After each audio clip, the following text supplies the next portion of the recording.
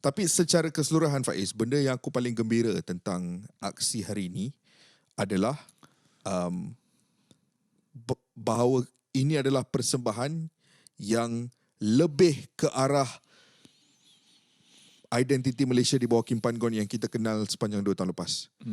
Dua perlawanan pertama, aku seolah-olah tak nampak identiti itu. But today it felt like we saw that identity. Okay, bila hang cakap macam tu, aku nak tanya satu soalan follow up. Izinkan. Adakah ia bertitik tolak kerana pressure? Honestly Faiz, aku tak tahulah. And sejujurnya impian aku kalau boleh, aku tak tahulah kalau dia nak ke tak. Tapi impian aku kalau boleh, aku nak duduk dengan Kim Pan Gon. Aku nak kita duduk dengan Kim Pan Gon. Agak susah setelah insiden saya dengan dia. Bola Kim Pan Gon dia hantar bola jatuh. Itu tanda yes daripada Kim Pan Gon kau tak? Mungkin. Tapi setelah satu insiden saya dengan dia hari itu, tapi saya tak tahu lah, mungkin boleh. Sejujurnya saya nak duduk sebab saya nak faham thought process dia juga.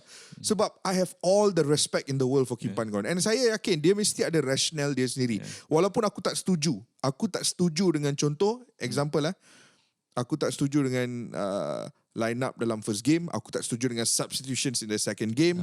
Banyak benda yang aku tak setuju. Mungkin kita boleh dapat penjelasan But I would like to know. I would like to know kenapa dia lakukan perkara-perkara tersebut. Because when we went back to, bila kita kembali ke pemain-pemain yang kita yang menjadi sandaran kita sepanjang 2 tahun lepas ni, bila kita kembali ke struktur permainan yang kita gunakan sepanjang 2 tahun lepas ni, all of a sudden we scored 3 goals lawan Korea Selatan, Faiz. Apa mak? So like that's like aku sangat-sangat berpuas hati. Yang entah kenapa aku berpuas hati, sebab ia membuktikan pandangan peribadi aku dan pandangan peribadi orang lain juga, bahawa sebenarnya bola sepak Malaysia di sebalik segala permasalahan, standard kita bukan teruk. Standard kita mungkin tidak setinggi all these countries. Memang tak tinggi. Tapi tidaklah terlalu teruk. Standard kita cukup untuk kita nak compete dengan mereka ni. Standard kita bukan seperti yang kita saksikan menentang Jordan. That was not our level.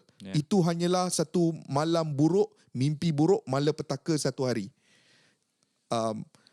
Today was a better indication of standards yang kita bina sepanjang 2 tahun, meneruskan legasi Tan Cheng Ho kepada Kim Pan Gon in the last 2 years.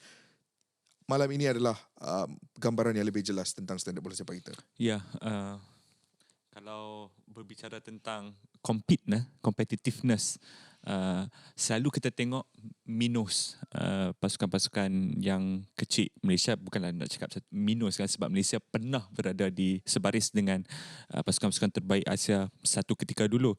Tetapi untuk sesebuah negara, ini aku ambil konteks negara dalam tournament yang panjang macam ni, tournament besar macam ni lah. Kalau sebuah negara yang unlikely, negara yang tidak diberikan peluang untuk masuk, untuk dia compete, semua elemen yang menyelubungi nasib pasukan ini kena berada bersama-sama dengan dia. Dan salah satu elemen tersebut adalah elemen pemilihan pemain tadi itulah. Sebab tak ada banyak masa. Hang ada apa? Not even 270 minutes Sebab seluruhnya kalau 2 perlawanan awal, apa yang terjadi kat Malaysia ni, hang tak memberikan yang terbaik, hang akan dihukum. 90 minit terakhir ni tak memberi apa-apa makna dah. Jadi hang hanya ada 180 minit sahaja untuk menjalankan perkara tersebut. Dan 180 minit ni harus diiringi oleh pemilihan kesebelasan utama yang terbaik, kerana mereka lah yang akan memainkan the biggest portion of this 180 minutes. Nombor 2 adalah nasib. Itu memang tim terbaik di dunia kan pun perlukan nasib juga. Betul. Macam mana Emi Martinez menyelamatkan Kolo Muani. Kalau tak, kita tak tahu apa yang jadi kan. Kalau tak France dah menang dah. France dah menang. Nombor 3 adalah taktik yang seperti banyak yang dibincangkan oleh rakyat Malaysia seminggu 2 minggu terakhir ini.